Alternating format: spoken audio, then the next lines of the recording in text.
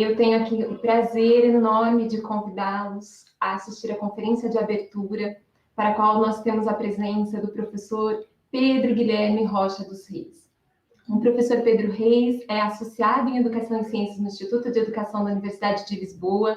Atualmente, ele é vice-presidente da Rede Europeia para a Cidadania Ambiental, possui doutorado e mestrado em Educação pela Universidade de Lisboa, graduação em Biologia pela mesma instituição, e antes do seu trabalho na Universidade de Lisboa, o professor Pedro trabalhou durante muitos anos como professor de ciências na educação básica, nas escolas de ensino fundamental e ensino médio. Professor, seja muito bem-vindo, mais uma vez é um prazer enorme tê-lo conosco. Gostaríamos muito que estivesse conosco presencialmente, né? Repito as palavras do professor Renê, havia esse projeto para o evento previsto para junho, não foi possível, mas tê-lo aqui conosco é sempre um prazer. Então, em nome da comissão, eu agradeço e passo a palavra para que fique à vontade para a conferência. Muito obrigada. Muito obrigado a todos, obrigado pelas boas-vindas.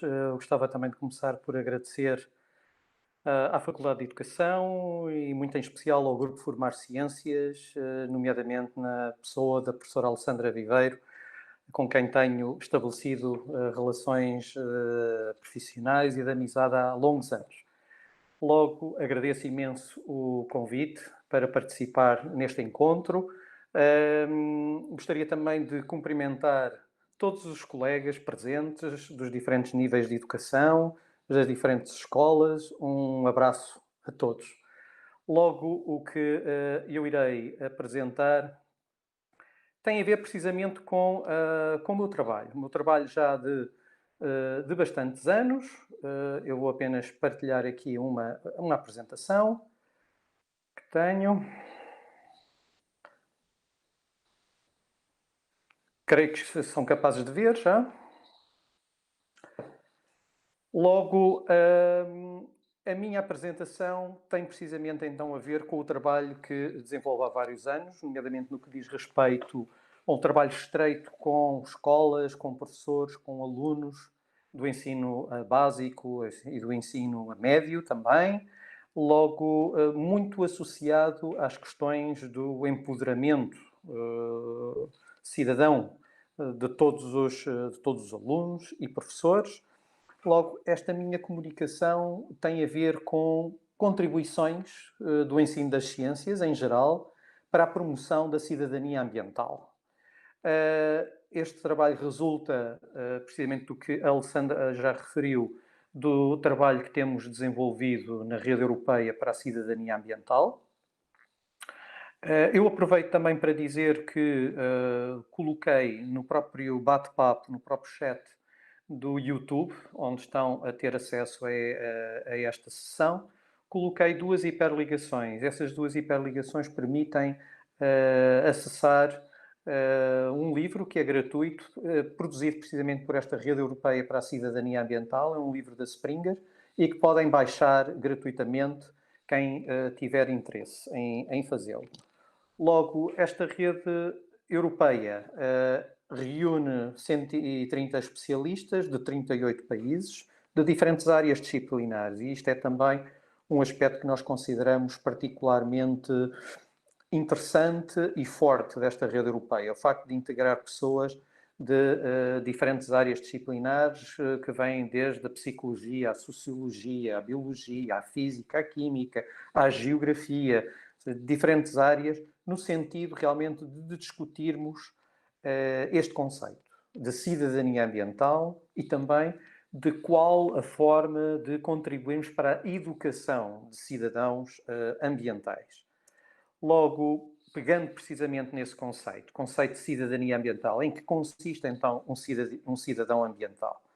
Claro que um cidadão ambiental, de acordo com nós definimos, é alguém que se sente capacitado e empoderado para exercer os seus direitos e deveres ambientais, que é capaz também de identificar as causas estruturais que estão subjacentes aos problemas ambientais, que, por exemplo, que afetam as nossas comunidades, as comunidades em que vivemos, ou também os problemas globais que afetam o mundo também em que vivemos. Claro que nós também entendemos aqui ambiente de uma forma bem alargada, ou seja, não só os problemas ecológicos, mas também englobando todos os problemas sociais que acabam também por afetar a nossa sociedade. Este cidadão ambiental é também alguém que tem a vontade e as competências para um envolvimento crítico e ativo para abordar estas causas estruturais dos problemas ambientais. E isto tem uma consequência muito forte na forma como, ou uma forma, não tanto na forma, mas uma consequência extremamente forte nas nossas práticas de sala de aula. Precisamente se nós queremos que desenvolver nos alunos as competências para um envolvimento crítico e ativo, isto significa que só se consegue através de práticas de sala de aula em que os alunos tenham a oportunidade de participar, a oportunidade de ver as suas opiniões e os resultados das suas pesquisas também ouvidos de forma atenta pelos colegas, pelo professor. Implica também um envolvimento crítico em todo este processo de análise e de discussão e depois de ação, o que implica competências também a nível de pensamento crítico. E implica também um envolvimento ativo, ou seja, de cidadania ativa.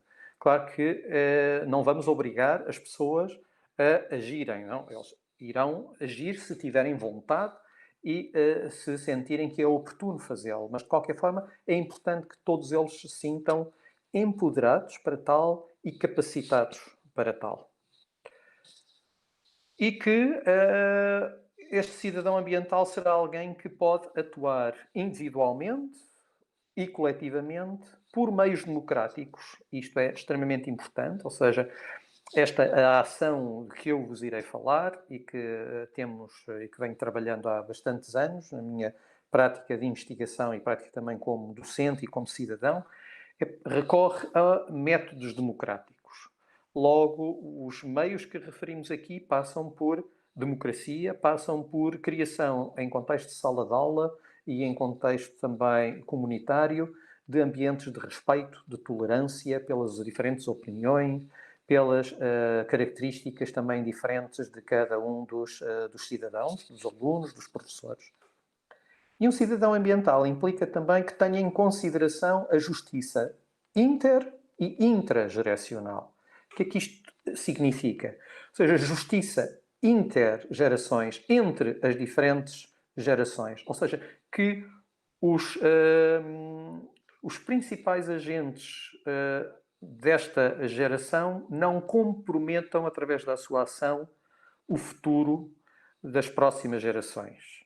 É isto em que consiste a justiça intergeracional. E intrageracional tem a ver precisamente com a justiça dentro da mesma geração, ou seja, assegurando que as diferentes comunidades, os diferentes membros da sociedade têm iguais direitos e um igual acesso também a processos de tomada de decisão, a processos de também ação que permitam encontrar soluções, as melhores soluções para os problemas ambientais que afetam as suas comunidades. Cidadão ambiental, então, se nós o queremos trabalhar este conceito e se queremos realmente que os nossos alunos possam sentir-se capacitados como cidadãos ambientais, isso implica trabalharmos conhecimentos, sem dúvida, passa realmente por termos conhecimentos ou, pelo menos, termos a capacidade, a competência de sabermos onde poderemos obter os conhecimentos que necessitamos para resolver determinado problema, quem poderemos consultar e que nos poderá também ajudar dentro da comunidade para encontrar as respostas mais adequadas aos problemas com que nos confrontamos, mas implica também valores e atitudes. Já falei na questão de utilizarmos sempre e de trabalharmos uma perspectiva democrática, uma perspectiva de respeito, de tolerância, ou seja, uma perspectiva que pretende atribuir a todos o direito de participação, o direito também de intervenção na comunidade, o direito de cada um de assumir, de certa forma, as rédeas da sua vida. E implica, claro, todo este conjunto articulado de conhecimentos, capacidades, valores e atitudes, no sentido de se sentirem capacitados para agir, participar na sociedade como agentes de mudança. E isto é um aspecto importante. Precisamente porque o currículo, a escola, frequentemente ouvimos dizer que pretende que os cidadãos se adaptem à sociedade que existe. No entanto, a nossa perspectiva é diferente. A nossa perspectiva é precisamente capacitar os cidadãos como agentes de mudança, ou seja, como pessoas que se sentem capacitadas e empoderadas para assumirem em si mesmos ou se assumirem a si mesmos como agentes de mudança, capazes de transformar, de mudar a sociedade no sentido que seja considerado também pela comunidade como o mais desejável para a resolução desses problemas. Depois, um cidadão ambiental implica também estas ações e esta participação na sociedade, mas a diferentes níveis. Ou seja, na esfera pública, mas também na esfera privada. Ou seja, aquilo que nós poderemos fazer publicamente, participando com outros grupos, no sentido de reclamar determinados direitos, no sentido também de exercermos os nossos deveres de forma coletiva, mas também de forma privada. Por exemplo, as opções pessoais que tomamos, reciclando, por exemplo, também optando pelo consumo de determinados produtos e não de outros, precisamente porque consideramos que alguns produtos, ou a forma como são produzidos, é particularmente prejudicial ao meio ambiente. E, claro, esta ação passa também, e esta participação pública e privada, também a diferentes escalas. Há uma escala local, centrada, por que não, na nossa escola, por que não na nossa comunidade, centrado nos problemas locais, mas também uma escala nacional e uma escala global. Ou seja, como é que nós também podemos, de uma forma individual e de uma forma também coletiva, contribuir para a melhoria global ou do ambiente do mundo em que vivemos. E através de ações também que podem ser, como eu já referi, individuais e coletivas. E este aspecto é extremamente importante. É um aspecto que trabalhamos consideravelmente, não limitando de maneira nenhuma as ações dos cidadãos, mas mostrando precisamente a diferença que existe entre o impacto, ao nível do impacto de uma ação individual e de uma ação coletiva. Frequentemente ouvimos os nossos alunos comentarem: mas professor, o que é que eu posso fazer sozinho? Ninguém me vai ouvir, minha ação não terá nenhum impacto. Mas o que é certo é que temos visto como também, nos últimos anos, alguns adolescentes, mesmo através da sua ação individual, têm conseguido influenciar, inclusivamente, o mundo inteiro, através da sua ação individual. Mas o que nós trabalhamos fundamentalmente neste nosso projeto é a ação coletiva e o forte impacto que uma ação coletiva pode ter no sentido da melhoria ou da mudança de comportamentos, tendo em vista realmente a resolução de determinados problemas ambientais. Logo, o objetivo é precisamente este, que um cidadão ambiental contribua para a resolução dos problemas atuais, dos problemas ambientais atuais, e que contribua também para resolver, ou seja, fundamentalmente para prevenir os problemas futuros, problemas que possam vir a acontecer.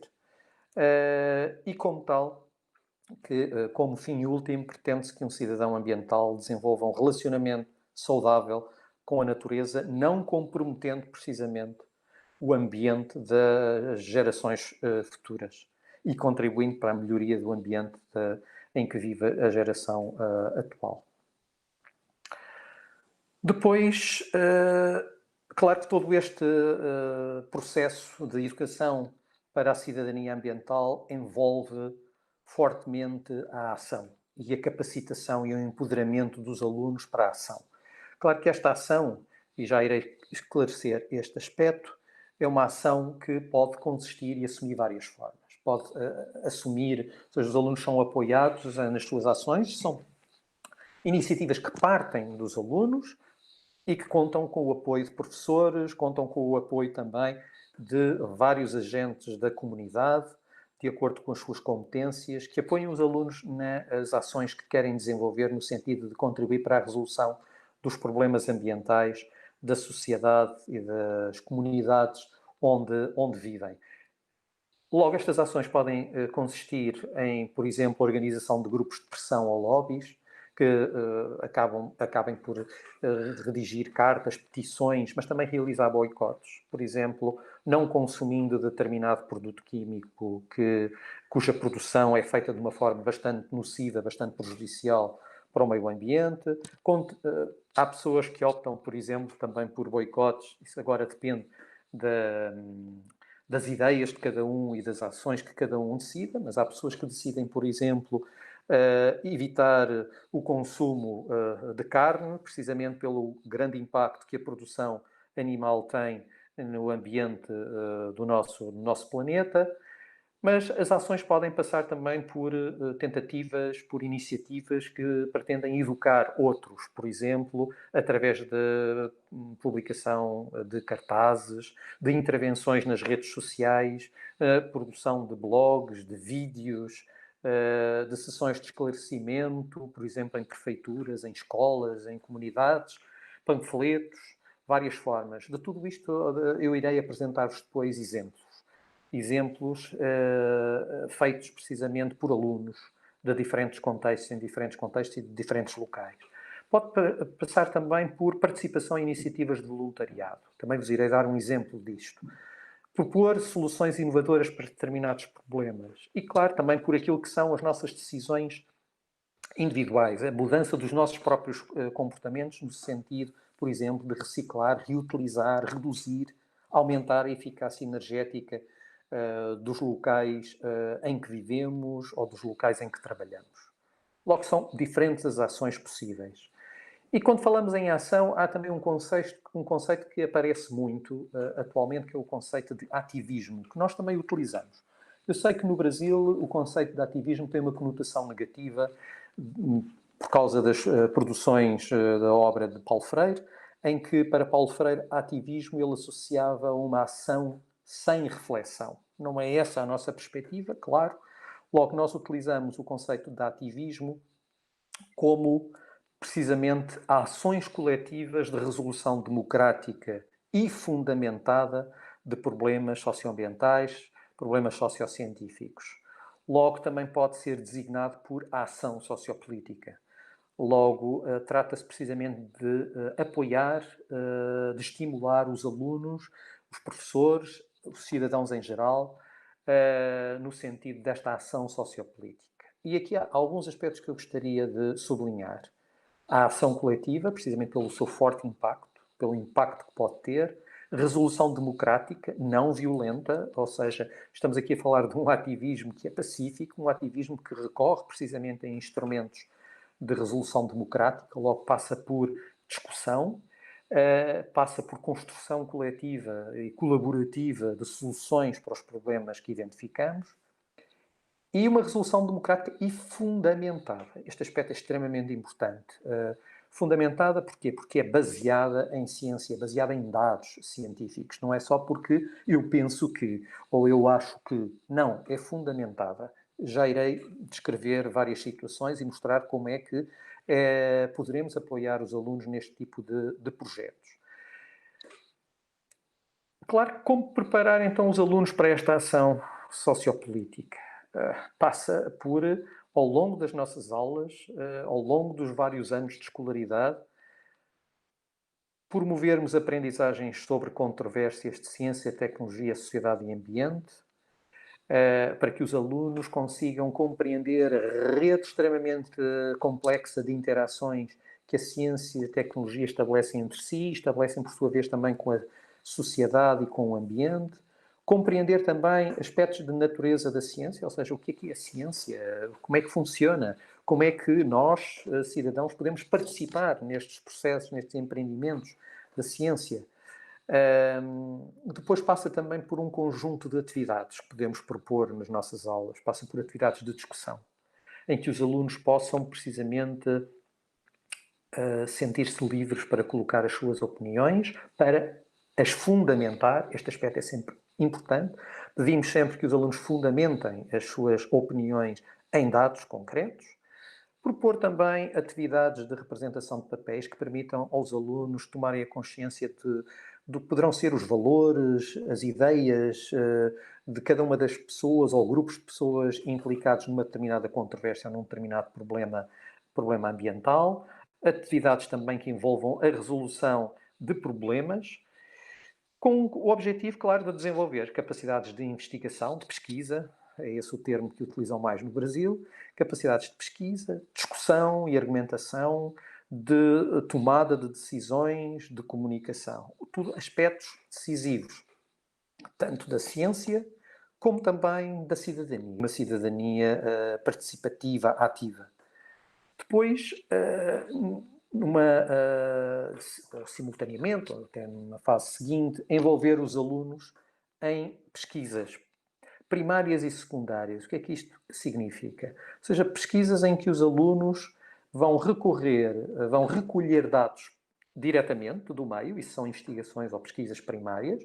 Também vos irei dar exemplos. Por exemplo, quando os alunos investigam os parâmetros da qualidade da água de um ribeiro que passa na sua localidade, ou então investigações ou pesquisas secundárias, em que vamos utilizar dados recolhidos por outros. Por exemplo, aqui na cidade de Lisboa, podemos, por exemplo, recorrer a dados recolhidos por várias estações que estão dispostas em vários locais da cidade e que recolhem dados sobre a qualidade do ar.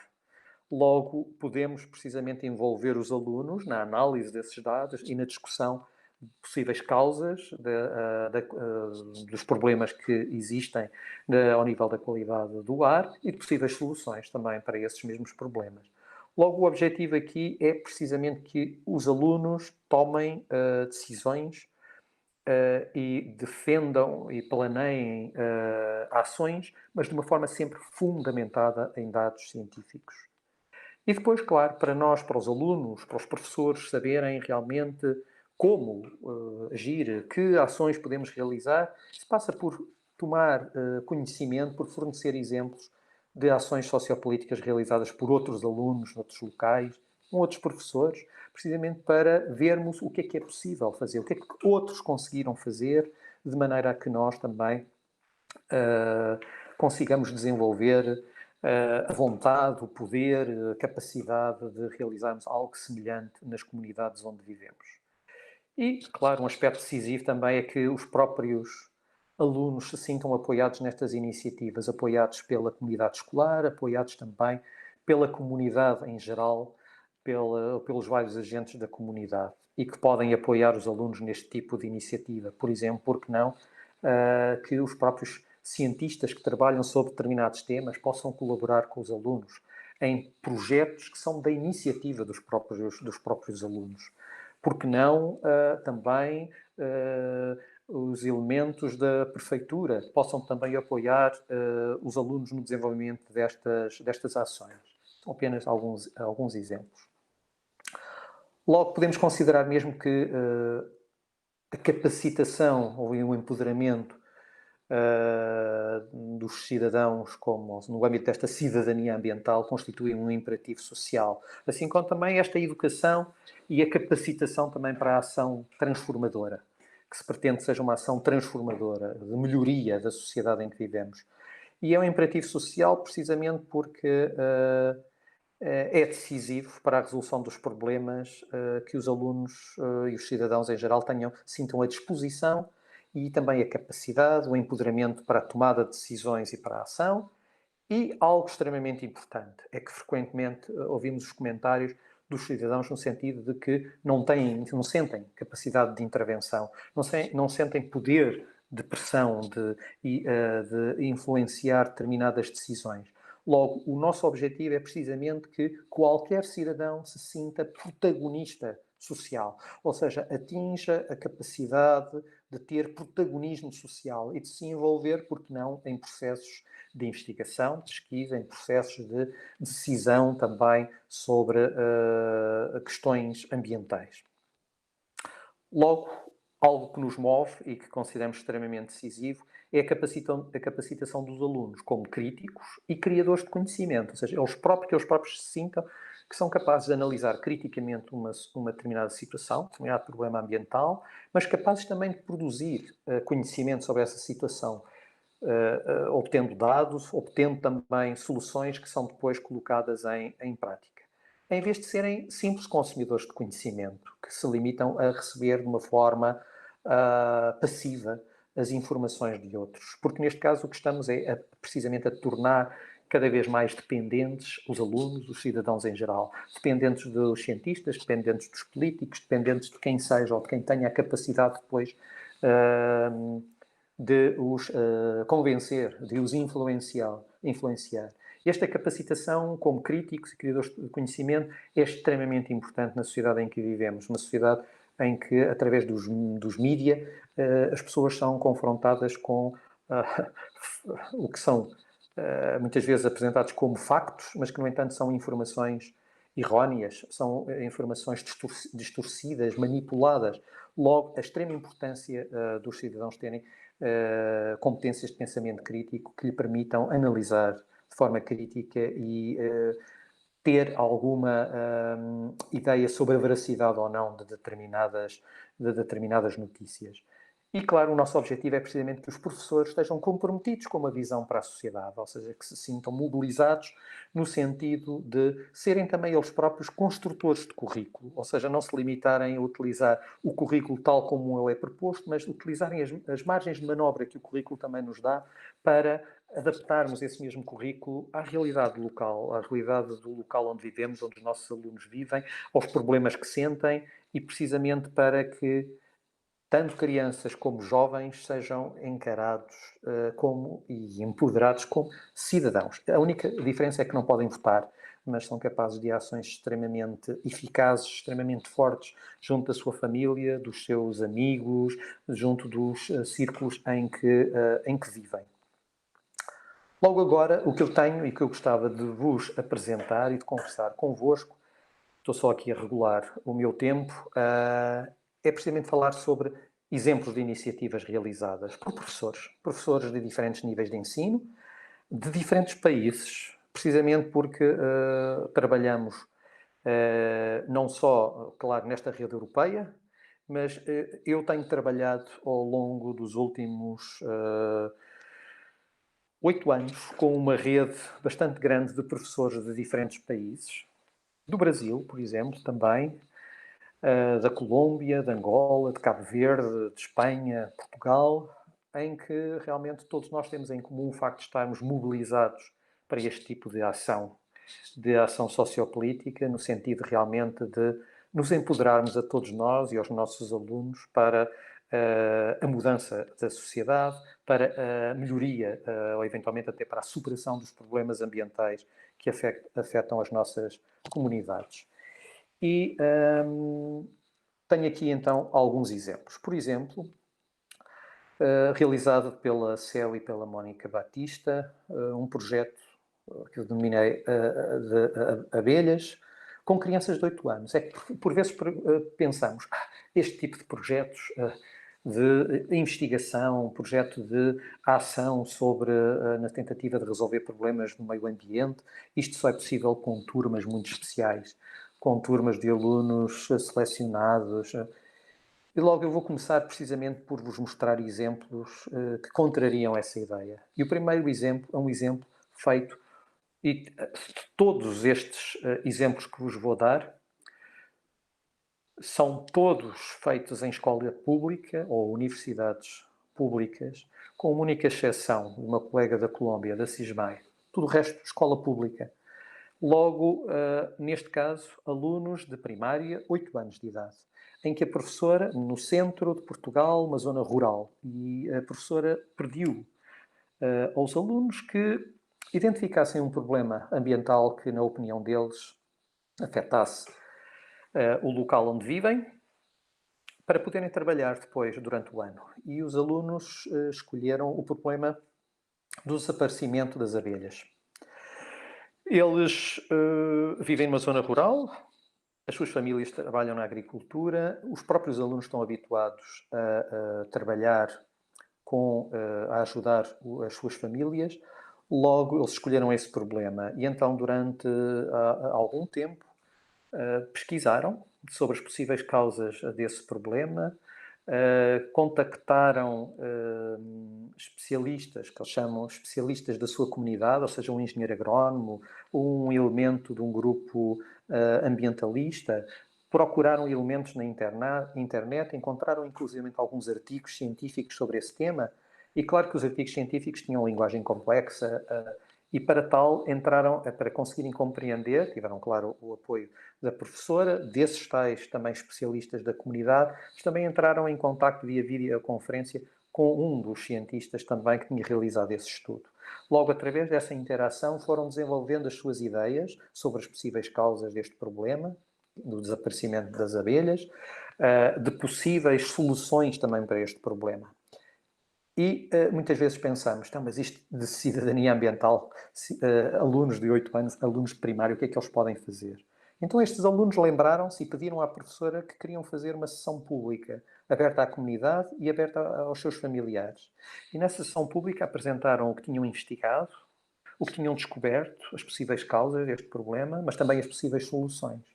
E então tinham elaborado um documento que nós chamamos manifesto, mas que eles, claro, não sabem essa designação, ou seja, um documento em que propunham à comunidade que cada pessoa que estivesse a participar nessa sessão pública e que concordasse com esse manifesto pudesse assinar. E o que era esse documento? Era um documento em que eram apresentados os problemas, as possíveis causas para esse problema do desaparecimento das abelhas, e as possíveis soluções, que passavam realmente, pela proposta deles, por utilizar agroquímicos que eles chamavam mais amigos das abelhas.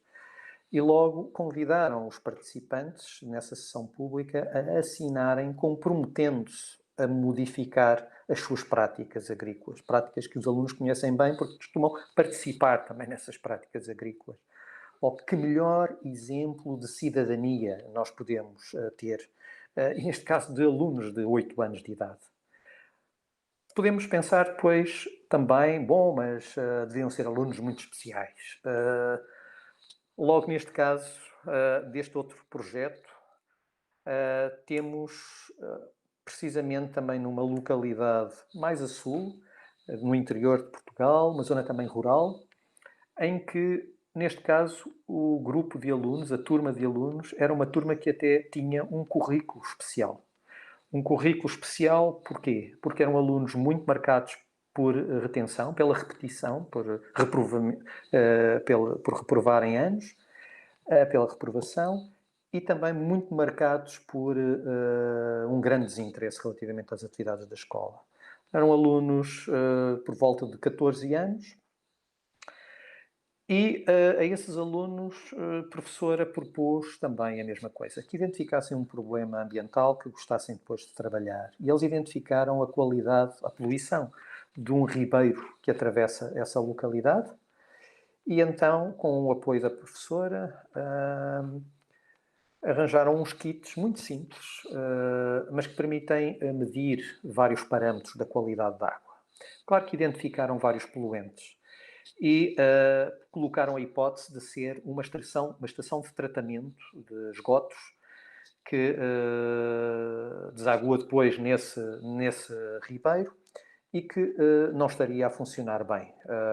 E então pediram à prefeitura, que administra essa estação, acesso para acederem a essa estação de tratamento. Não lhes foi autorizado pela prefeitura. Estas ações passam também por proporcionar aos alunos o conhecimento da vida real. Passam precisamente por sentirem estes obstáculos. Passam também por os tornar resistentes, insistentes. Logo, eles não obtiveram esta autorização por parte da prefeitura, mas foram convidados por uma rádio local para apresentarem os seus resultados e as suas propostas num programa de rádio. E então tivemos estes alunos que frequentemente não eram ouvidos, não eram tidos em conta, a participar num programa de rádio, na rádio local, e mais, é que se tratava de um ano de eleições para a prefeitura local. Logo, temos os alunos, que normalmente eram considerados indesejados, os indesejáveis por parte dos professores, a marcarem a agenda política daquele local, porque eles vão interpelar através dessa rádio os políticos locais, a prefeitura, eles sentem-se interpelados e sentem a necessidade de dar resposta a esses problemas que tinham sido identificados e de se implicarem na resolução deste problema. Logo, o impacto deste projeto para os alunos foi tremendo. Ou seja, aqueles alunos que normalmente eram considerados problemáticos, indesejados, como não tendo competências, sentem-se de repente empoderados. De repente têm o poder, inclusivamente, de marcar a agenda política daquele local. Logo, isso teve um impacto muito grande também na atitude deles relativamente às restantes atividades escolares, passando a colaborar de outra forma e também os próprios professores passaram também a encará-los de uma forma diferente.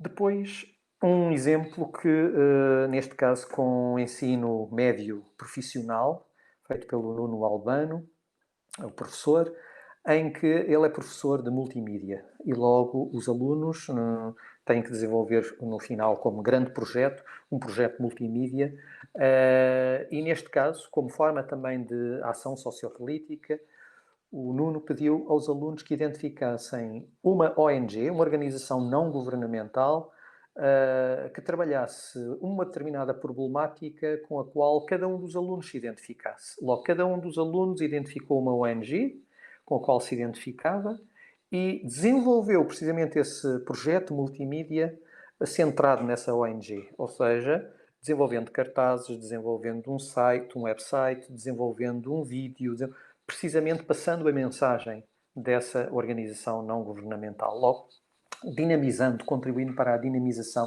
das campanhas dessas ONGs. Também um bom exemplo de projeto de ação sociopolítica em que os alunos participaram de forma ativa.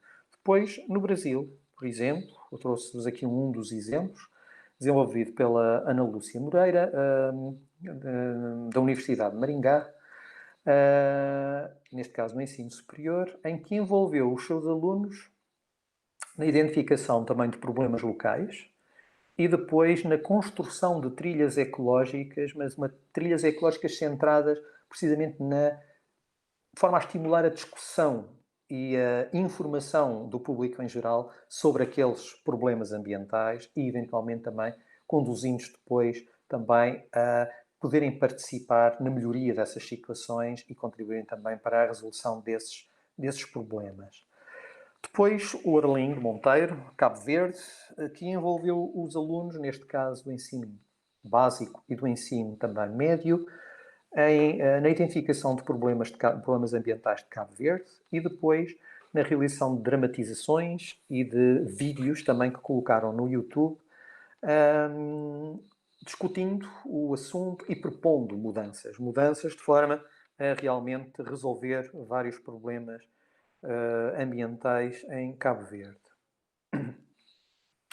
Depois, por exemplo, em Portugal, a Wanda Trindade, que com os seus alunos de 15 anos, envolveu-os na identificação de problemas mais ao nível de saúde pública, locais, que afetavam aquela localidade e a própria comunidade escolar, e então eles recorreram, os próprios alunos decidiram que queriam utilizar inquéritos para levantar os problemas que existissem e depois, tratando esses inquéritos, verem quais os principais problemas que afetam essa zona, de maneira a que depois, através de sessões públicas, pudessem alertar a população para, eventualmente, opções erradas, comportamentos errados e formas realmente de melhorar a qualidade da saúde pública daquela localidade.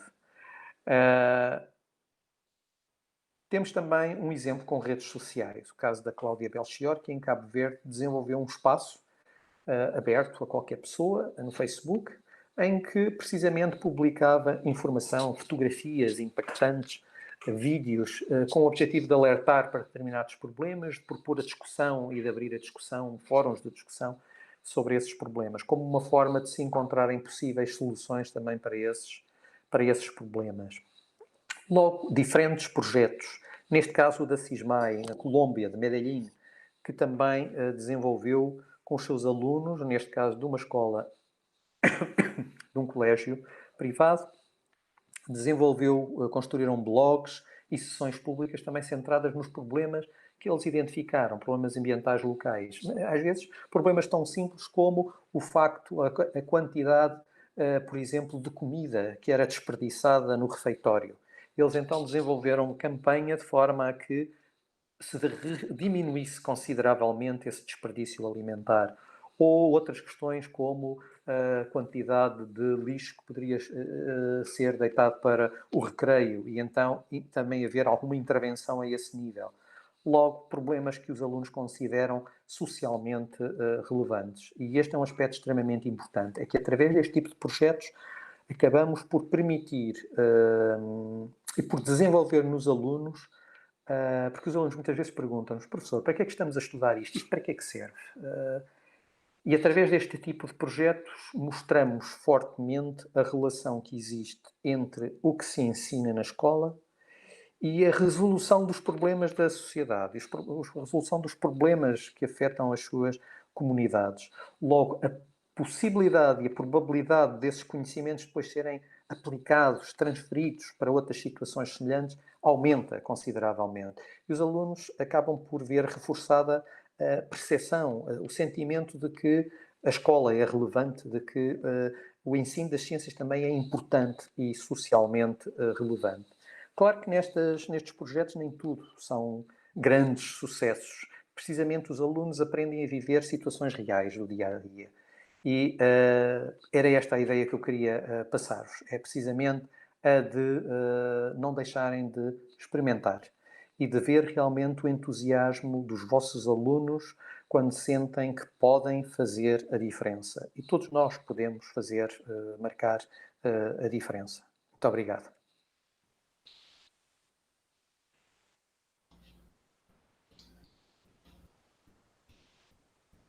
Muito obrigada, professor Pedro, pela belíssima conferência. Tivemos o prazer de acompanhar, já sabíamos, né, da sua contribuição imensa para o campo do ensino da ciência e da educação ambiental, e é um prazer poder ouvi-lo. E o senhor traz para a gente algo que acho que faz muito sentido neste momento em especial que o Brasil está vivendo. As pessoas têm se sentido muito impotentes diante da crise ambiental, em especial dos crimes ambientais, né, que a gente tem enfrentado, a exemplo das queimadas no bioma pantanal, amazônico, e o que a gente mais ouve é o que eu posso fazer, né, que poder de ação eu tenho. Então, a ideia de um cidadão, e qualquer pessoa, cidadão ambiental, pode ser protagonista de mudança, isso é bastante importante.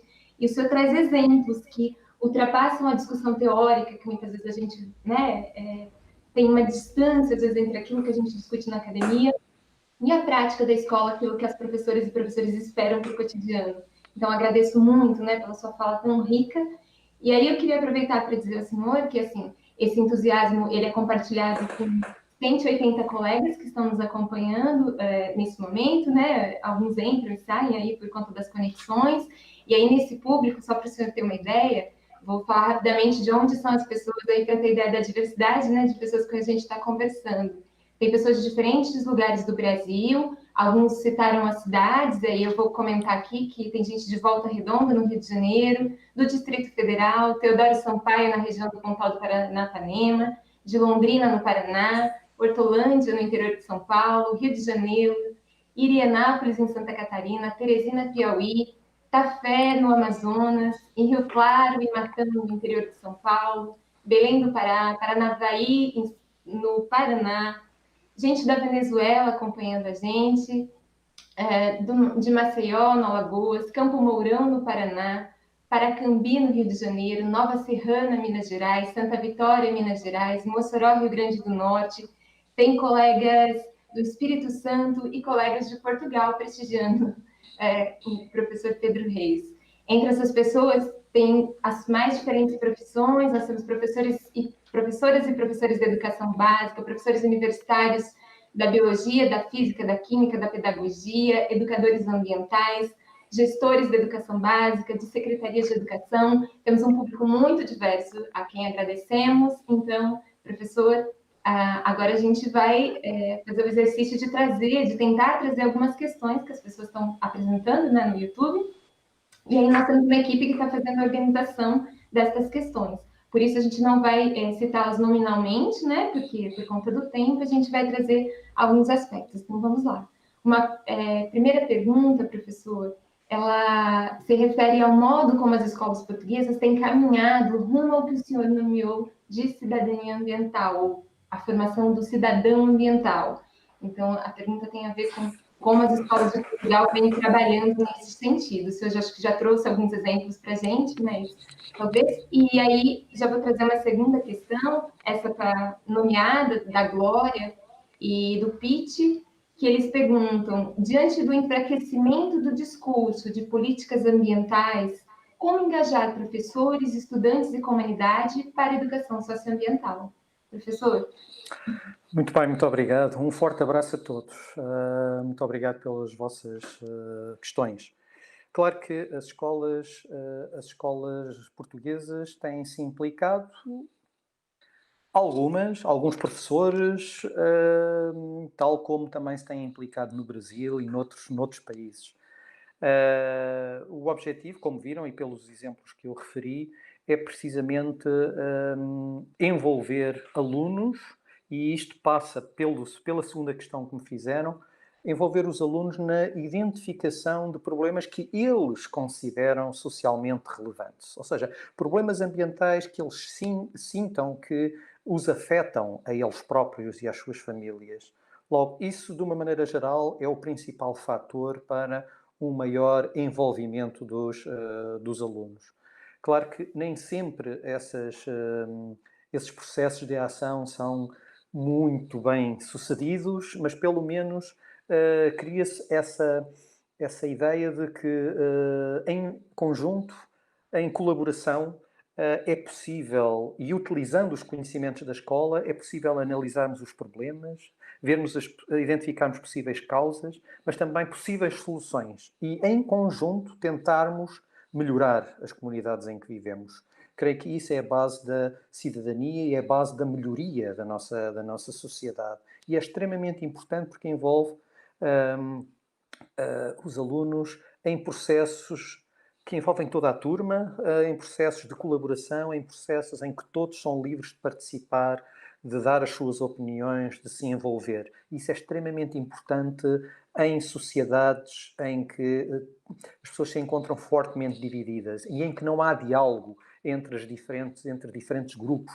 Logo, é importante que possamos reaprender o diálogo, a dialogar e a discutir, mas discutir no sentido não é debater, que no debate as pessoas confrontam-se e saem desse debate como entraram, não mudaram as suas opiniões. Trata-se de discutir, ou seja, de construir conjuntamente algo que isoladamente não conseguiríamos. Passa realmente por mobilizarmos as competências de cada um no sentido de produzirmos algo melhor em conjunto. Muito obrigada, professor. Só comentar que o pessoal vai animando e pedindo para lembrar que tem gente de Bauru, de Campinas, de Curitiba, de Santa Maria. Aí eu peço desculpas que a gente não dá conta de falar o nome de todo mundo, era mais ter ideia, mas depois a gente recolhe tudo isso e encaminha para o professor Pedro, que ele vai ter o maior prazer de saber, né, todo mundo que estava acompanhando, tá bom? Professor, tem mais uma pergunta aqui para o senhor. De que modo podemos trabalhar com os estudantes a cidadania ambiental e a ação sociopolítica, considerando os desafios existentes no nosso país? E aí, eu imagino que estejam referindo ao Brasil, onde vemos o enfraquecimento da política ambiental, priorizando o desenvolvimento econômico e uma ameaça constante à democracia. Passa precisamente por nos envolvermos na identificação desses problemas ambientais e de tudo o que são pessoas, grupos envolvidos nesses problemas. Passa realmente por mapearmos esses problemas e sabermos realmente o que são os diferentes interesses, e depois, através desse conhecimento e em conjunto, em colaboração, vários grupos, identificarmos, então, formas de ação, formas de melhoria. E esse trabalho, então, torna-se mais urgente ainda em situações onde realmente há esse enfraquecimento da política ambiental. Ou seja, torna-se extremamente importante que os cidadãos se mobilizem no sentido de mostrarem a realidade. E o Brasil é um bom exemplo de como também os cidadãos se têm mobilizado no sentido de mostrar o que tem passado, por exemplo, na Amazónia, o que tem passado em vários locais e que muitas vezes alguns grupos tentam ocultar ou disfarçar ou eventualmente até passar uma ideia distorcida. Logo, passa por informação, passa por capacidades de análise, mas passa também por uma capacidade de intervenção. Só através de uma escola e de práticas de sala de aula em que os alunos são convidados a analisar de uma forma crítica, a discutir, a comunicar, a participar, a argumentar e depois a passar à ação, só dessa forma nós conseguiremos que os alunos sintam que têm capacidades e que têm o poder de intervir, de agir. Caso contrário, é muito difícil. É muito difícil em aulas expositivas. Em aulas expositivas, nós estamos apenas a tornar os nossos alunos bons ouvintes. Estamos a torná-los completamente dependentes da opinião ou do professor, ou da opinião do científico, ou da opinião do político, ou da opinião de quem quer que seja. O nosso objetivo é precisamente promover a autonomia intelectual, a autonomia também como cidadão, que cada um possa pensar por si. Obrigada, professor. Outra pergunta chegando aqui para a gente. Um dos desafios que enfrentamos hoje é a passividade dos estudantes. Na sua experiência, como seria possível identificar as causas dessa passividade diante do protagonismo social? E de que modo nós podemos superar essa questão em prol de uma formação para a ação sociopolítica? Essa passividade é uma realidade e afeta frequentemente também e deparamos-nos, aqui, os alunos aqui em Portugal, e deparamos com esse problema.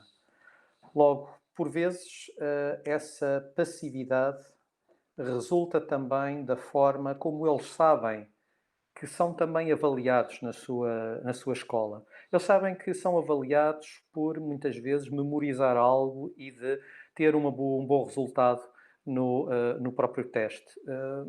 Não são avaliados, muitas vezes, por participarem em pesquisas, por participarem e se mobilizarem neste tipo de projetos.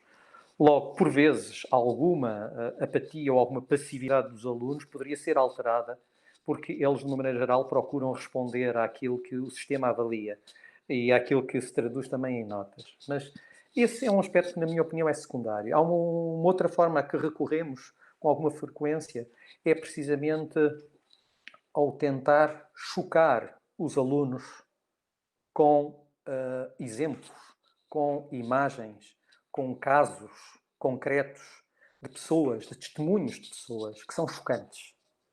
Pessoas afetadas por esses problemas. E, de uma maneira geral, esse tipo de situação tem a capacidade de mobilizar os alunos. Claro que nós sabemos também, e temos obtido esses resultados de investigação, curiosamente, que as moças se mobilizam mais do que os moços. Que as moças se envolvem muito mais em projetos deste tipo, que têm uma dimensão ética, humana, mas não quer dizer que os moços não se envolvam, porque também se envolvem. E esse envolvimento acontece numa fase também, talvez, posterior, mas em que também se podem envolver fortemente quando desafiados e quando interpelados por situações de injustiça, por situações chocantes em que se pode ver o impacto ambiental, não só nas pessoas, mas também nos animais, em imagens que lhes toquem e que lhes digam algo. Mas mesmo assim há alunos que ainda revelam alguma apatia, sem dúvida, mas a importância de que no grupo também possam depois ser arrastados para essas causas. Porque muitas vezes alunos que também têm alguma falta de interesse na escola tradicional, neste tipo de projetos, eles têm uma boa oportunidade de obter sucesso e sentem-se muito mais mobilizados, precisamente pela componente prática do que têm que fazer e pela componente também de ação. E aí também os moços são também particularmente interpelados, porque os moços são menos resistentes, menos tolerantes ao desinteresse de algumas aulas. As moças têm maior capacidade de resistência e por isso mesmo conseguem melhores desempenhos numa escola tradicional do que os moços, que muitas vezes são afetados fortemente pelo desinteresse dessas práticas tradicionais. Uma escola que ganha sentido, né, professor? Muito Exatamente, é isso mesmo. Exato. E que ganha sentido para alunos e para professores. Perfeito. E para a comunidade em geral. Perfeito. Eu pensava que, enquanto o senhor falava, quando o senhor disse de trazer o poder público para junto, né? E aí, o quanto isso tem que ser um projeto coletivo de formação, né? Que é diferente de professor e estudante dentro da sala de aula, né? Ultrapassa essas barreiras. Exatamente, isto está associado a um conceito de escola muito mais abrangente, a um conceito de escola aberta. Escola aberta à comunidade. Escola aberta à comunidade, o que implica que a escola seja tida como relevante para a sociedade e, ao mesmo tempo, a sociedade e a comunidade passa a valorizar muito mais aquilo que é feito na escola, porque passa a conhecer muito melhor aquilo que já se faz de muita qualidade nas escolas. Então, havendo essa ligação entre os problemas da comunidade, os diferentes agentes da comunidade e o próprio trabalho dos alunos e dos professores, essa relação e a qualidade da relação é bastante aumentada e melhorada. Professor, e o currículo prescrito nesta história, como é que fica? Fica e existe, e em Portugal existe um currículo nacional prescrito. Agora, o que temos também verificado é que os professores e os alunos que estão fortemente mobilizados por este tipo de problemática encontram sempre um tempo, um espaço para a realização destes projetos. Não têm que ser projetos monstruosos, projetos enormes, não, podem ser pequenos projetos, mas encontram geralmente o tempo e o espaço para a realização destes projetos.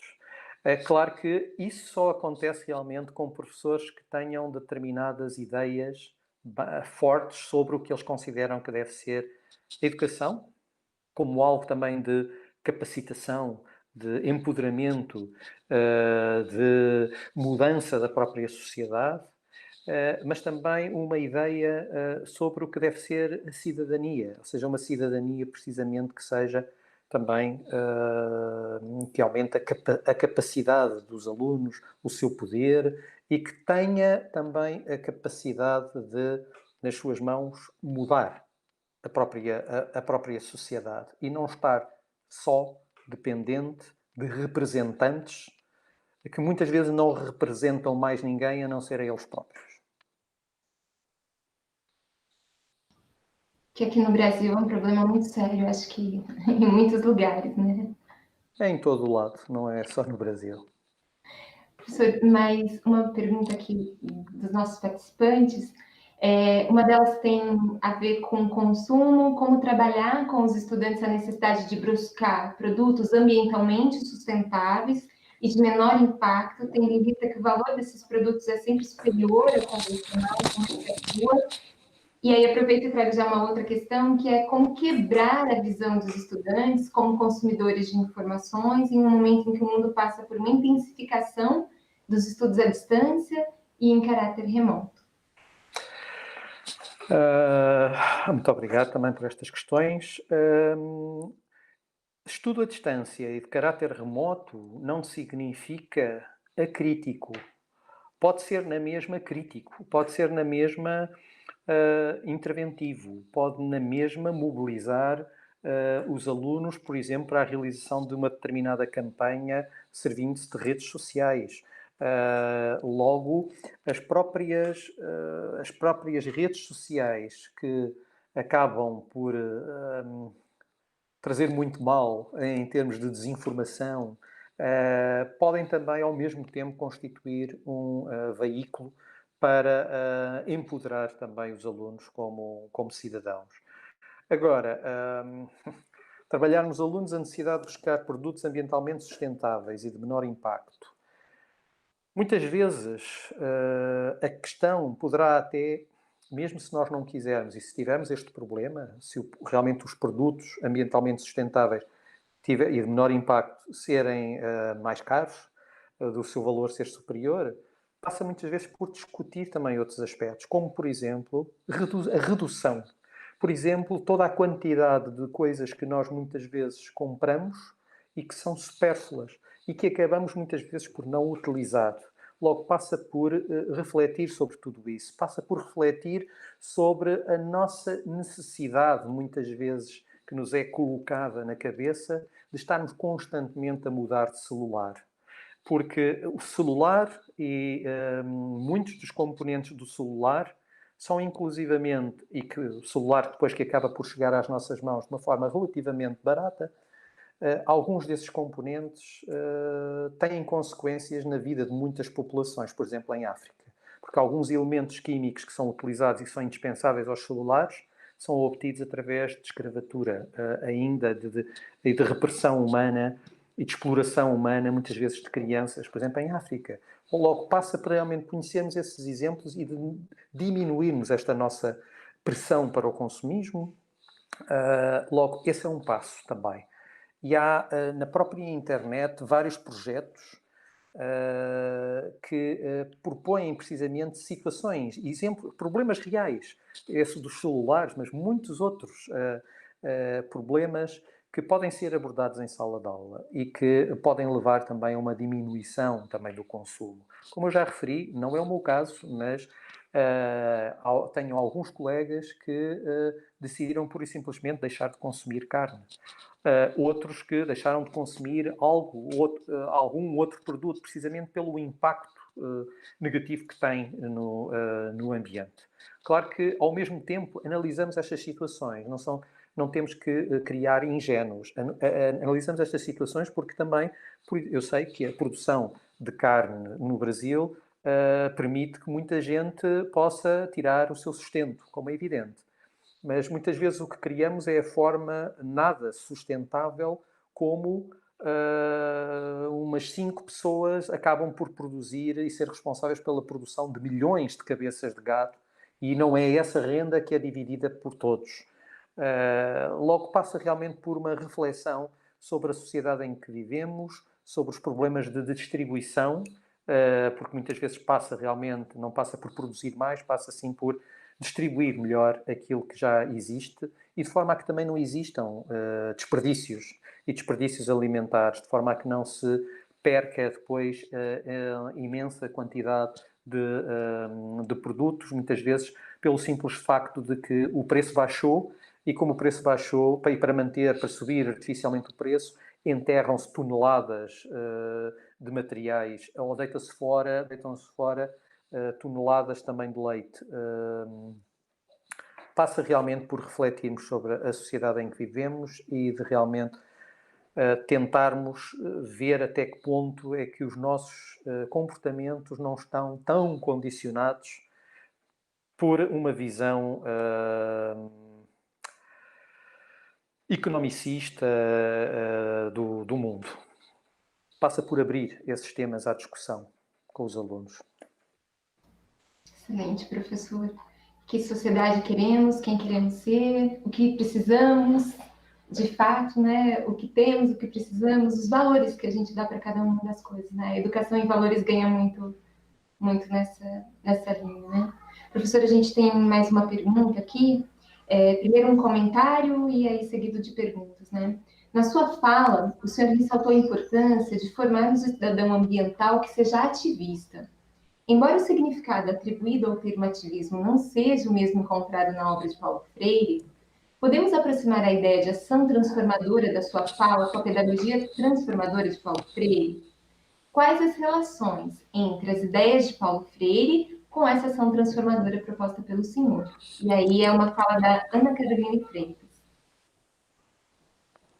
Muito bem, passa precisamente por uma identificação entre esta ação transformadora com precisamente a pedagogia transformadora de Paulo Freire, baseada no dialogismo, baseada realmente no empoderamento da população e não baseada numa perspectiva bancária, numa perspectiva em que uns falam, outros ouvem, logo passa por um empoderamento de todos, no sentido de todos se sentirem capacitados, ou pelo menos no caso de desejarem, de forma a que, no caso de desejarem, se possam envolver também nestes processos de decisão, na decisão também sobre todos os aspectos que controlam muitas vezes a nossa vida, sem nós, ou de uma forma até, por vezes, em que nós achamos que não temos poder ou qualquer capacidade de reação. Passa por analisarmos essas situações e por encontrarmos espaços de resistência e espaços de transformação.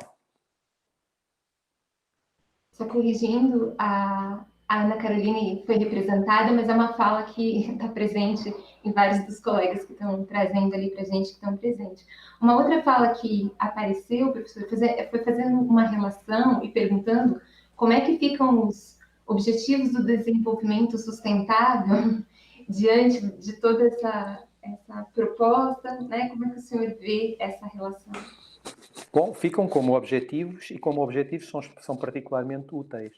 E muita desta ação está relacionada e também procura auxiliar no cumprimento destes objetivos para o desenvolvimento sustentável.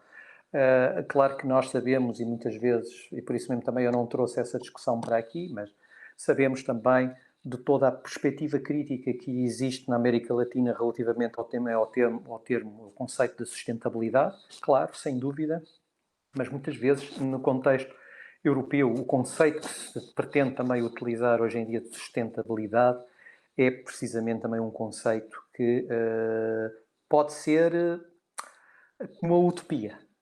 Precisamente porque talvez essa sustentabilidade nunca seja possível com os níveis de consumo que temos e com a sociedade que temos, mas pelo menos podemos tentar ir no sentido de que não comprometer precisamente o futuro das próximas gerações. Logo, também nos orientamos por esses objetivos, sem dúvida, e também por muitos desses objetivos que têm um fortíssimo caráter social. Que não se limitam só às questões restritas, de uma visão restrita, ecológica restrita, mas que entende precisamente essa ecologia, esse estudo da casa onde vivemos, como o planeta em geral e como a sociedade em geral e o que nós acabamos por, a forma como acabamos por utilizar os recursos que existem no planeta. E, aliás, a forma como nós até os interpretamos como recursos que estão à disposição, mas por isso mesmo que estão à disposição, devem estar também, devem ser alvo de um cuidado particular. Obrigada. Mais questões chegando aqui para a gente. Quando falamos de ensino, muitas vezes pensamos nas crianças, mas e no caso dos estudantes adultos, na educação de jovens e adultos, a EJA, como que a gente pode tratar a temática ambiental de modo a promover a formação deste cidadão ambiental? Da mesma forma, creio que não existe uma grande diferença. E aí, então, com os cidadãos adultos, abrem-se ainda um maior leque de intervenções possíveis.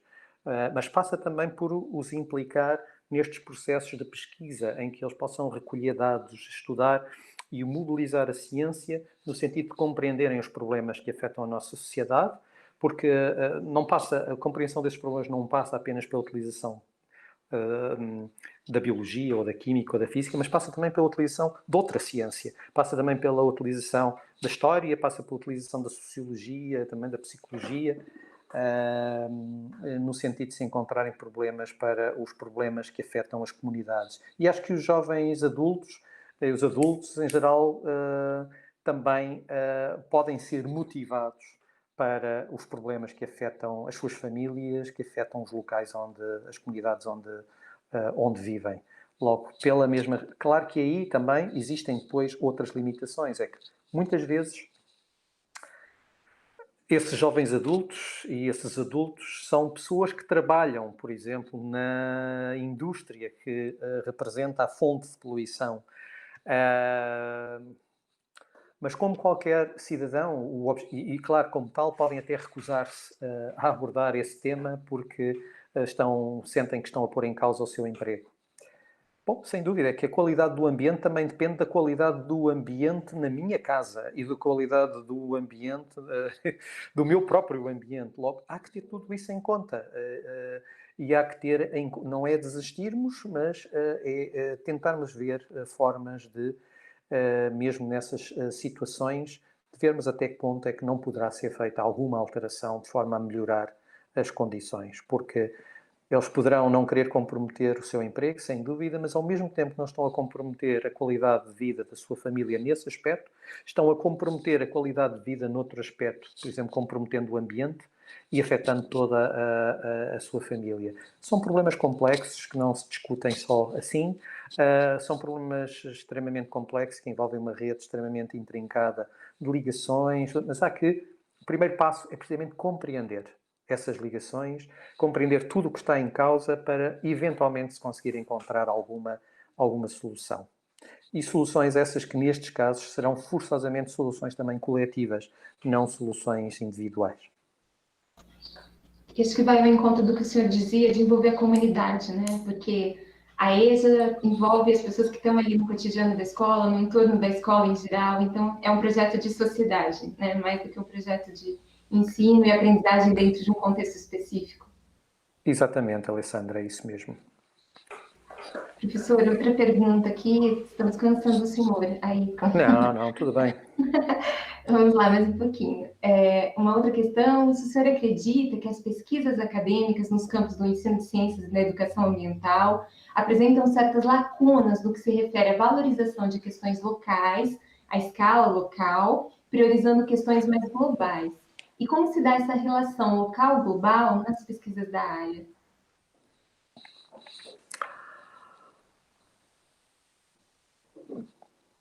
Não sei se tem havido esse maior ênfase no global. Está bem que se fala em aquecimento global, fala-se na mudança do clima, fala-se, nesse tipo de problemas. Sim, sem dúvida, os próprios currículos incidem nesse tipo de aspecto, mas realmente se nós queremos mobilizar alguns alunos que não se sentem tão afetados por essa escala global, mas que poderão ser mais afetados pela escala local, eu creio que isso se torna uma prioridade. Torna-se uma prioridade e torna-se uma prioridade também, que é algo que nós procuramos fazer nas nossas aulas, que é precisamente não nos limitarmos a pregar isto que vos estamos a apresentar. Passa-se precisamente na formação inicial de professores, convidar os professores a realizarem este tipo de processo, a experimentarem como alunos, para que aumentar a probabilidade de que eles depois, quando vão para a escola, possam pedir aos seus alunos e apoiá-los neste tipo de projeto. Para o professor realizar este tipo de projeto implica conhecer, implica experimentar. E isso é feito em comunidades de prática. Pode ser feito na formação inicial, pode ser feito também na formação contínua, se houver esse tipo de comunidade com o formador, eventualmente, mas mais importante ainda, com alguns cientistas, com alguns especialistas da comunidade, com o agricultor que tem conhecimentos sobre isto, aquilo ou outro aspecto, implicá-los neste tipo de formação que possa apoiar alunos e professores nesta ação, e nesta ação também comunitária. Logo, realmente, torna-se necessário essa combinação entre o global e o local. Isso, sem dúvida, é um aspecto extremamente relevante. O senhor destacou a formação de professores, né? A gente tem aqui conosco colegas da educação básica, mas também bastante gente da educação superior que fica angustiado pensando, né? Como é que a gente leva tudo isso para a formação. Então, muito bacana, né? Que vivenciar na formação também essas experiências é um aspecto fundamental. Sem dúvida, Alessandra. Vamos mais uma questão. O senhor citou a ideia de que os estudantes estejam envolvidos em investigação de caráter primário e secundário. E aí, o pedido é que o senhor poderia explicar um pouquinho melhor a diferença entre esses tipos de investigação. Muito bem. Tem a ver fundamentalmente com as fontes da informação que nós utilizamos. Nas pesquisas primárias iremos utilizar fontes primárias, ou seja, nós próprios iremos recolher dados, medindo, obtendo dados, por exemplo, os parâmetros da qualidade da água que os alunos analisaram.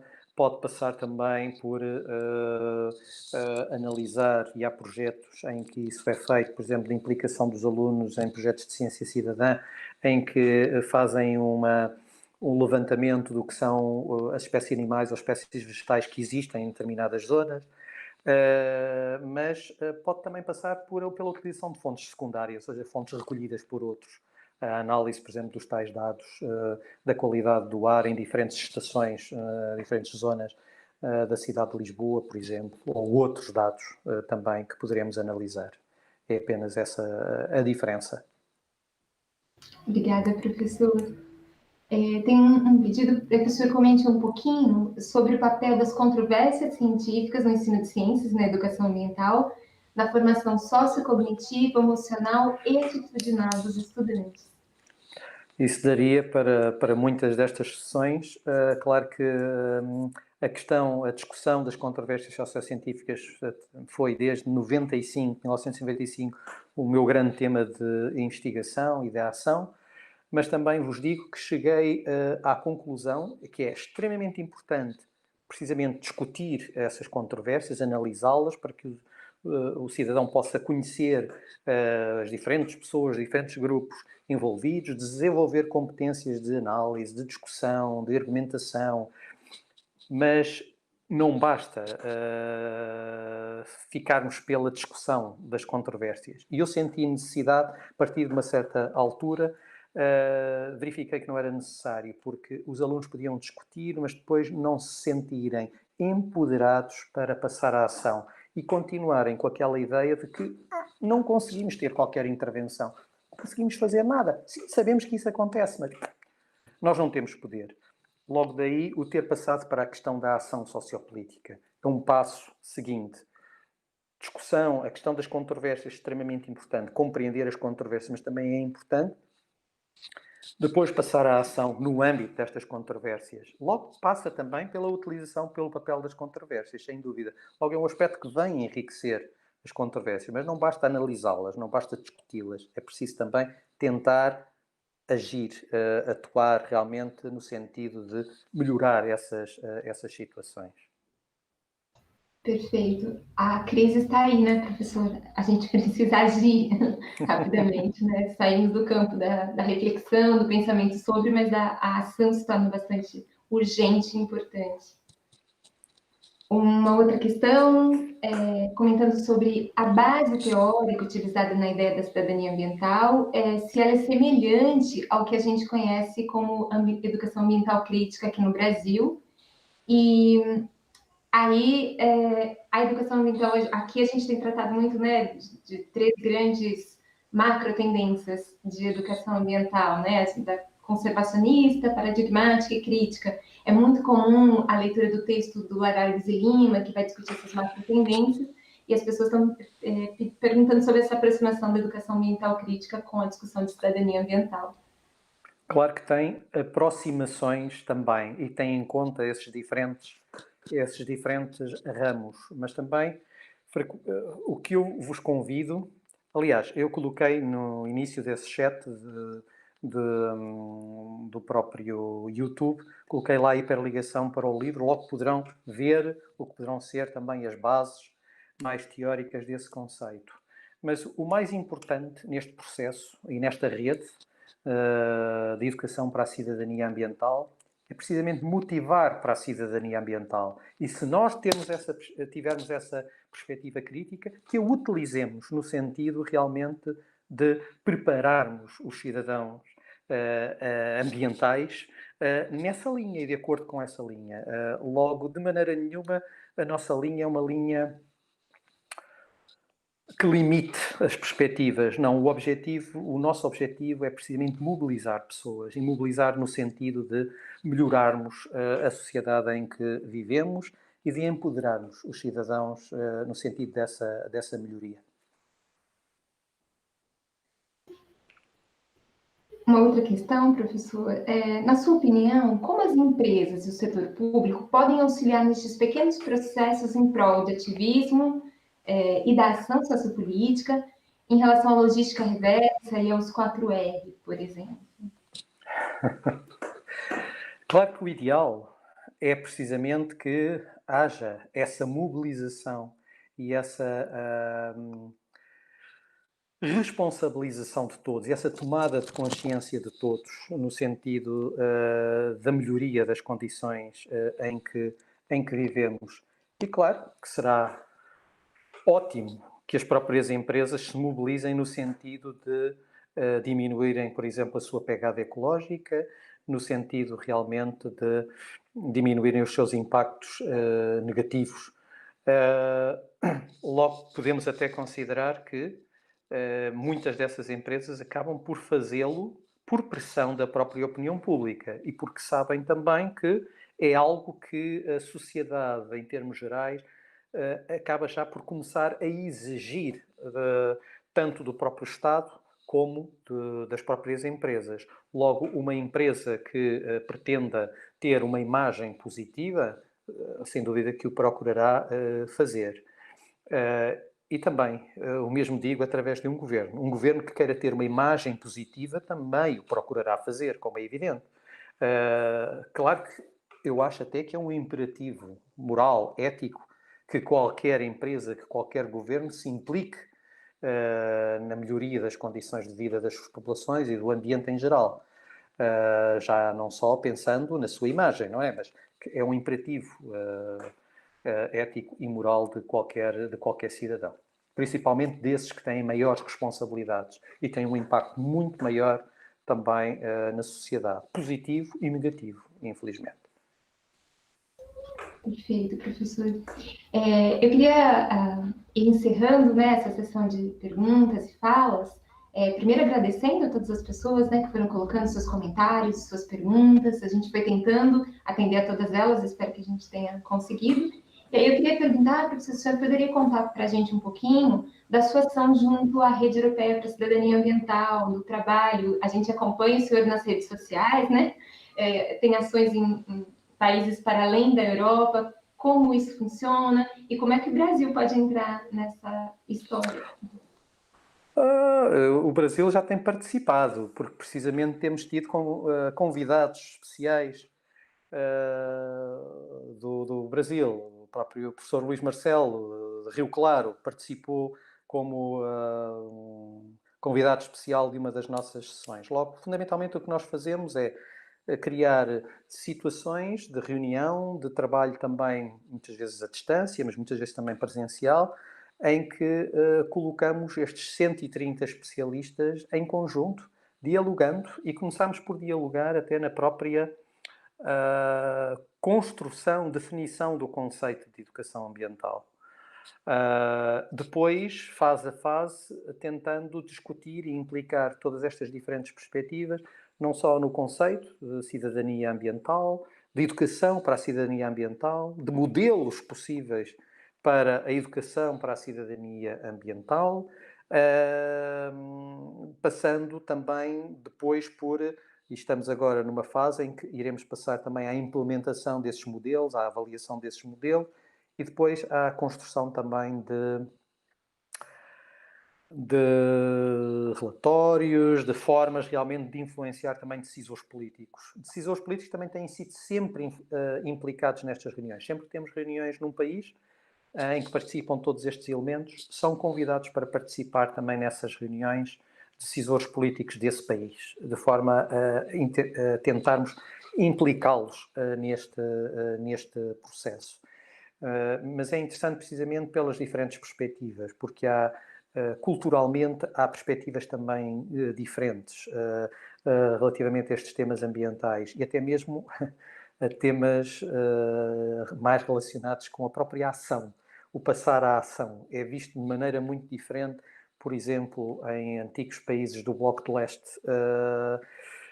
por vezes, têm alguma relutância em colocar a escola em processos de ação, ainda é visto como uma indoctrinação, é algo complicado para alguns. Logo, passa-se por o que nós fazemos nesta rede é precisamente, em primeiro lugar, conhecermos-nos uns aos outros, aprendermos a viver em conjunto. E isso acho que é um aspecto muito interessante dos anos que a União Europeia tem e dos projetos que realiza no sentido de nos colocar juntos, de 30 e tal países, logo não são só os da União Europeia, há muitos outros que têm participado, e de nos colocar em iniciativas conjuntas. Precisamente porque a principal ideia que está por detrás de tudo isto é a ideia de que, enquanto que se eu não conhecer as pessoas de outro país, nós podemos entrar em guerra uns com os outros, precisamente porque estou a entrar em guerra com o alemão, ou com o francês, ou com o inglês.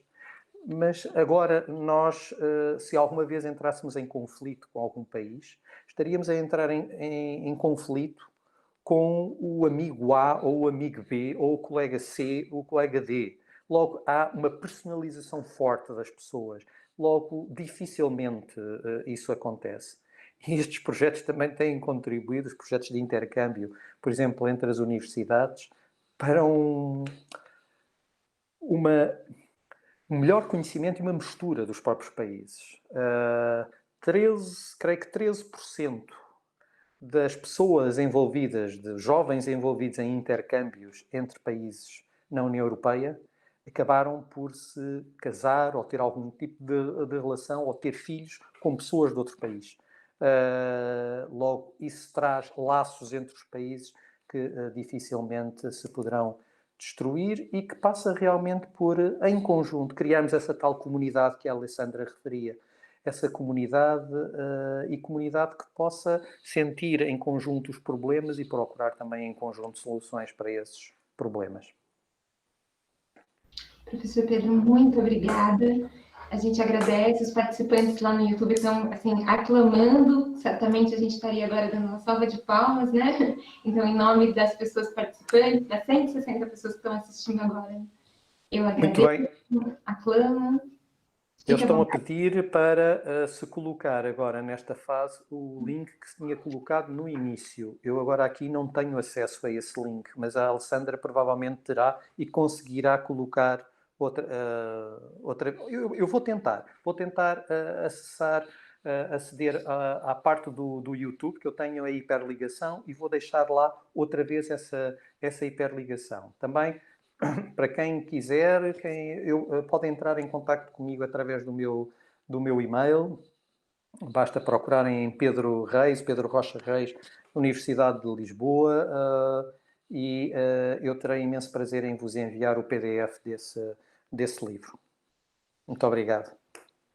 Muito obrigada, professor. O link, se tiver qualquer dificuldade, a gente pode depois colocar na página do grupo também, né? Que o pessoal Ótimo. está vendo. É um prazer, agradeço mais uma vez pela participação, por estar conosco. Aproveito para agradecer ao professor René, que está parabenizando também pela conferência, que esteve conosco aqui nos bastidores durante todo o tempo, acompanhando. Muito obrigada.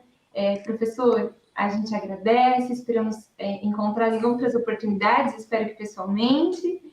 E finalizamos, então, a conferência de abertura do 10º em Foco e convido as pessoas às 15:45, acompanharem a mesa sobre ensino de ciências com o professor Douglas, da UFSCar, e com a professora Mara, da Unicamp. Professor... Muito obrigado. E muito obrigado a todos. Um forte abraço também para todos e votos das maiores felicidades.